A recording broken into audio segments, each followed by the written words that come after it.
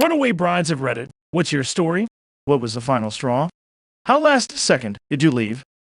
Before we go to the first story, please hit the subscribe and ring the notification bell to stay updated with us. Number 15. I was 17 at the time and still in high school. Met an alleged army guy pre-full swing internet, so no way to really check, and we hit off.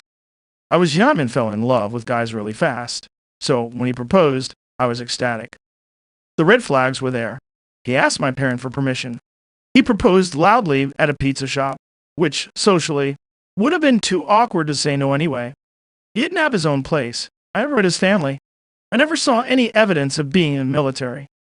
A few weeks later, we had a fight because he called out his sister's name during sex. He then told me that everything would be fine because he was going to take me to Kentucky to live on an army base. He also told me he wanted me to be barefoot and pregnant most of the time. Aha. We were going to get married and leave the day after I graduated high school.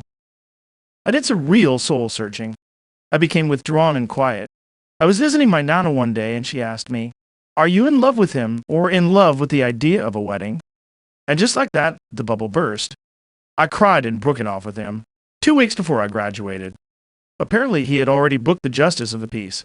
But he got married anyway 3 weeks later, with the same ring he gave me. Poor girl. I wish I knew her so I could mourn her. Number 14. A woman I briefly dated was a runaway bride. Her ex never hit her, but constantly belittled her, and was basically emotionally abusive. Your standard kid. Telling her she was lucky he wanted her, that she could never find anyone better, that she was ugly but he dealt with it, etc., etc., etc. She was a smart kid, was a medic in the military, saving dozens of lives in Pakistan. But emotionally manipulative people can get anyone if given enough time, and he got her.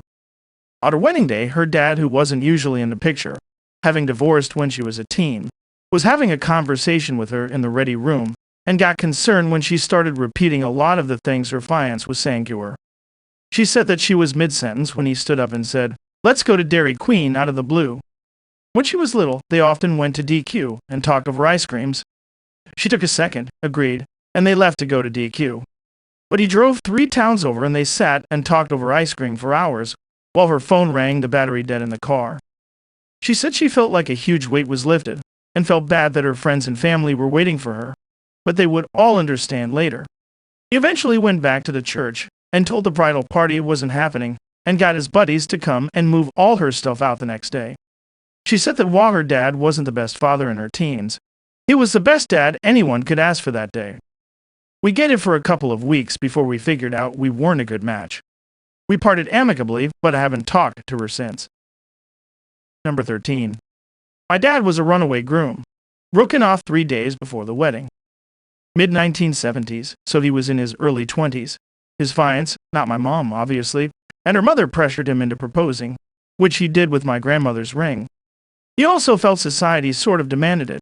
It was more common to marry at that age than it is today.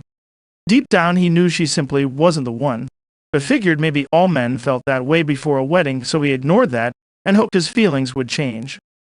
Months passed and the wedding was all planned out. When relatives and friends from out of town began flying in for the wedding and gifts were arriving, reality hit him hard, and he realized he made a huge mistake. He sat my grandma and grandpa down and said, "Guys, I won't do this." They were proud of him for being honest and actually sort of thrilled. It turns out they hated her guts. But they told him he needed to immediately tell her face to face. And so my dad did. Like a scarred war veteran, he refuses to tell me details, but said it was the most gut-wrenching conversation/argument/LD he had ever experienced. But he ended it. Of course, this was the 1970s. You can't just mass announce the wedding is canceled via a text or Facebook message, which a friend of mine did. My dad took the responsibility of calling every single invited guest to tell them the wedding was off. Even more, he personally returned gifts to the people who sent them. His fiance sold my grandmother's ring. Number 12. Not me. And I'm not sure it counts as a runaway. But my sister broke up with her fiancé 4 months before their wedding, which was already planned and paid for. I'll be honest, I don't know the full story. Even now, 18 months later, she still hasn't fully opened up to us about it, but I never really liked the guy. He was nice enough, but he absolutely could not handle his drink. He could never have a little drink. No, he had to drink the whole bar every time. then would come home and puke up over the entire house. He then had the audacity to complain whenever my sister would go out with her friends just for a couple of drinks, to the point where he eventually just stopped letting her go on altogether. His family was an absolute mess as well. His mom and stepdad were pretty cool, but they moved to Canada to pursue their dreams, leaving my sister and her fiancé in the hands of aunts and uncles who did not approve of her at all. His little brother was on off with his teenage girlfriend. He eventually knocked up, and he was always trying to one-up my sister too. Eventually, as far as she's told us, she just felt trapped by the guy. She was prohibited from hanging out with her friends, and was forced to go to family events with people who despised her. He made her distance herself from us, which I think was painful for her as she essentially missed quality time with her new nephews at the time. He basically controlled every aspect of her life. Anyway, she unceremoniously dumped him on New Year's Eve, and canceled the wedding then and there. I don't think she even saw him again after that. She was always out when he came to collect his stuff. Obviously, his family weren't too happy about it and harassed her for months. She became depressed and needed medication, but it was my family that had to foot the wedding bill anyway. They were just glad to have their daughter back. Number 11. I was almost the runaway bride, and I regret not making that decision. Dated my high school sweetheart for almost 2 years before the jealousy became overwhelming. I broke up with him a month after we graduated, but we were going to the same college and met up again that fall. I found myself pregnant by that October and was kicked out of my Catholic home. His parents let me stay with them, but we could no longer live in sin and had to be married. I didn't want to go back to living in my car, so I agreed. Parents wiggled back into my life before the wedding. Fast forward to the day of the ceremony and the music begins playing. I stand to start walking down the aisle, and my dad takes my hand and says, you don't have to do this. You could come home with us.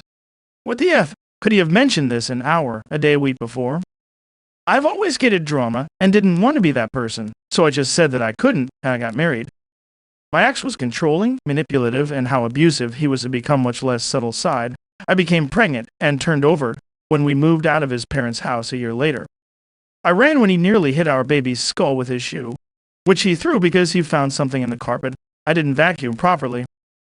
Yeah, totally should have picked the runaway bride option. Number 10. My girlfriend's friend got married to a royal freaking dust recently. He called her fat on their first date, forced her to sell the modest house she already owned to buy him a massive freaking monster, forces her to be distant from her friends, and we suspect he hits her, among many other things I'm not privy to. At the wedding, he put together a slideshow that was dominated by pictures of him and his friends with a few with him and his wife. He spent 80% of his speech talking about how grateful he is for his friends. We were all rooting for her to be a runaway bride. Alas, she went through with it and got understandably drunk. He berated her for being drunk and told her she was an embarrassment, despite being quite inebriated himself. Please, people, if you're in a bad situation, seek help or let your friends help you. Number 9. One of the people I know was what I can call the serial fiancé. She dates guys right until they propose to her. Then she says yes, starts looking for venues, dresses, etc., and then she calls off the wedding and breaks up with the guy, saying, I didn't want to marry him anyway. He's... insert reason here. The last time this happened, she had an AMA about her wedding on Instagram. But 2 months before the supposed date of the wedding, all of her photos, AMA answers, and mentions of engagement were gone. Maybe she's getting a kick out of it. I don't know.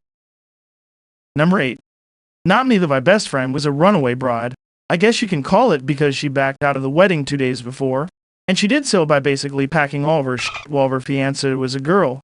They were lesbian. My friend is with guys now, thought wasn't home. She, my friend, had logged on her girlfriend's computer for something. I honestly think she was snooping on her because she had a gut feeling something was wrong, and she conned her social media opened up, or maybe the login information was saved, and she was able to log in. But you know that when you are logged in on a laptop to FB Messenger, and a person is also using the Facebook Messenger, at that same time he can just sit there and watch a conversation take place live.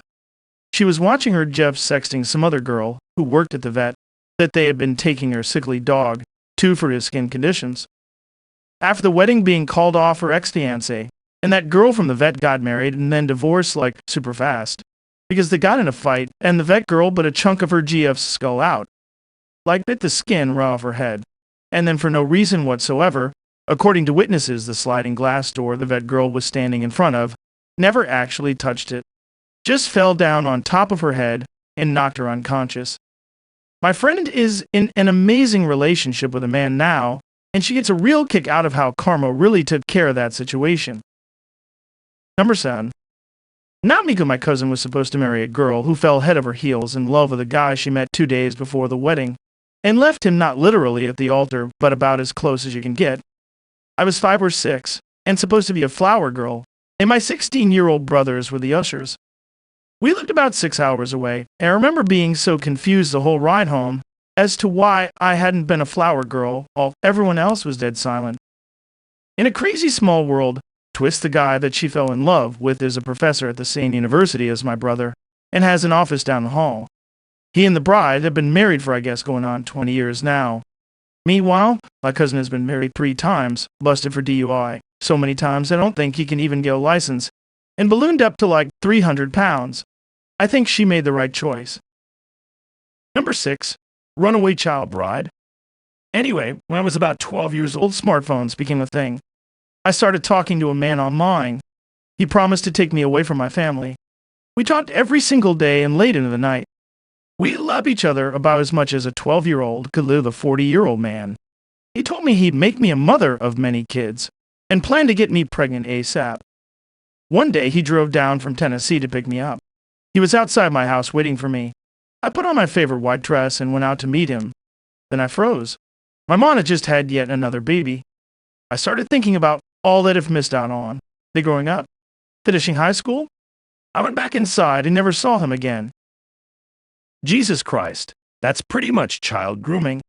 Did your parents know about this? This sounds more like a kidnapping attempt. I wonder what the hell was going on through his mind while he was doing this. Number 5. Heard a story from my mom about a friend of hers who planned on getting married. He was a great guy, very loving and responsible, etc., but his one flaw was his terribly bad temper. Their quarrels were always so bad that she would come crying to my mom about how he yelled at her. My mom advised her friend to leave before it was too late, but the friend genuinely thought he would change. The day before the wedding, he threw a tantrum so bad that he yeeted a whole table past her head. She nearly died. She canceled the wedding and never talked to him again. Number 4. Not me, but my mother. My mom called off a wedding just weeks before the ceremony date because she found out her fiancé had lied to her about his whereabouts and was partying at a hotel with friends and other women. She caught him in a hot tub at 1 a.m. with twin sisters. Fast forward about 3 years later. She starts dating and later marries the man who is my biological father. She said meeting the family was especially awkward when she discovered my father had 3 sisters, 2 of whom were the twins. She caught her ex-fiancé within the hot tub. Some things to clarify. My mom and dad stayed together and later got married after my mom had learned who his sisters were. So she could get over the fact that they were essentially what ruined her first wedding. My mom and dad are divorced now and have been for years, which is unrelated to my dad's sisters or his family in general. They just weren't compatible together and argued a lot. Not a big surprise that my dad wasn't the most faithful man either. I get my faithfulness in relationships from my mom. Thank God. Number 3. On my 18th birthday, my boyfriend proposed to me at my party, in front of all of my family and friends. I said yes, mostly because I was too embarrassed to say no. We had been dating for 2 years, but I was just about to start university. I wasn't ready at all. I asked later, when we were alone, if we could have a long engagement, at least a year or 2, and he agreed. We told our families and friends we would be waiting to get married. Less than 3 months later at this moment, my mom took me out for lunch and decided to take me to look at wedding dresses. Because it's never too early to start planning. When I saw a really lovely dress that was on sale, my fiance's mother insisted on buying it for me. Their family was quite wealthy and had set money aside for all of my fiance's milestones. Education for his car, wedding, etc. She told me they were happy to cover the major costs, as they were the ones who wanted a big wedding, and joked I could pay her back in grandchildren. A few weeks later, his mom introduced me to a friend who was a florist. Next thing I know, I'm looking at bouquets and discussing table arrangements. Then, my fiancé started talking about venues for our wedding, saying we needed to start planning so we could find the perfect place. By this point, I'm truly panicking. I'm just a few months in university, and haven't even fully decided what I want to do with my education.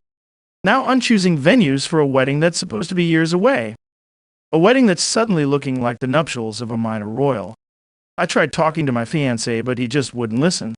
We saw a venue we liked, but they had no availability for almost 2 years. So we booked it and I could finally breathe again. I had 2 years to get ready for my big fat crazy wedding. Then the venue had a cancellation for less than 6 months away, and my fiancé accepted it without telling me. Just canceled our future date and took the one that was now available. Then he arranged the entire wedding with the help of his mom and mine, Dan or helicopter ways, before telling me.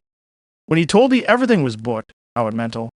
His reaction was that he'd gone with all of my choices regarding catering, venue, flowers, etc., and so I should be grateful that he'd dealt with all the stressful stuff. All I had to do was turn up. When I explained that I didn't want to get married in 6 months' time, and that this was the 3rd or 4th time I told him I wasn't ready for marriage yet, he told me I was being childish, and that the invitations were at the printer, so it was too late to change my mind. I finally realized that he was manipulating me, so I gave him the engagement ring back and told him I didn't want to see him anymore. I told my family and friends, cried a lot, changed my number, because he wouldn't stop calling, etc. 2 months later, my mom got a call from his mother, because she hadn't been able to get in touch with me to arrange dress fittings and finalize bridesmaids. He hadn't told them we split up. My mother explained everything to his mother and figured that was that. The following week, she had the audacity to present my family with a bill for half of what they had paid out for the wedding. It came to thousands of pounds. They booked everything, right down to the cake and the favors, without telling me and wanted me to pay. Number 2. My boyfriend at the time had a female friend who, the night before her wedding, finally spilled to several friends, including him, that her fiancé had been emotionally and physically abusing her, and she wasn't sure she should get married. We'd all noticed her being distanced from us, but she denied every time that something was wrong. The next day, her family mobilized to get the word out to all of her guests, and a bunch of her friends essentially forced themselves into the guy's house to get all of her things back. My boyfriend was a cop, so had a duty to press charges or something on the guy. I was ever clear on this part. The one was pissed off at him for a while, but now a few years later is seeing someone great whom I've actually known forever, and is quite a bit happier now. Plus, he knows her friends and family have her back and can get shit done. Number 1. Had a friend that didn't know she was the bride until she was halfway down the aisle. Her parents had arranged a marriage for her, common in her culture, and had told her that the family had all been invited to a cousin's wedding. My friend was told everyone was going to be wearing white for whatever reason, I don't remember. They arrived at the church just before the bride was scheduled to walk down the aisle. My friend, thinking they were late, wanted to slip in and stay in the back. Her father, however, takes her arm, and they start walking up the aisle. It isn't until they're halfway up that she stops and realizes everyone is looking at her and smiling and crying tears of joy. She turned to one of her aunts in the pew next to her and asked them who was getting married. The whole church went silent, and then the aunt looked at my friend's father and said, "You can't be serious.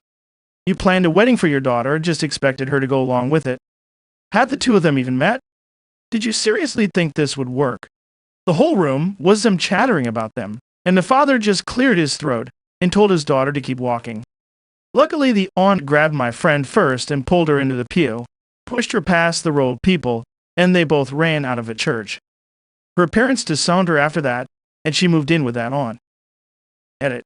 They are an Indian family in the U.S. Her parents are very traditional, and she expressed that she didn't want to get married and wanted to focus on her career. Anyway, that's all of Best 15 story of the Runaway Brides.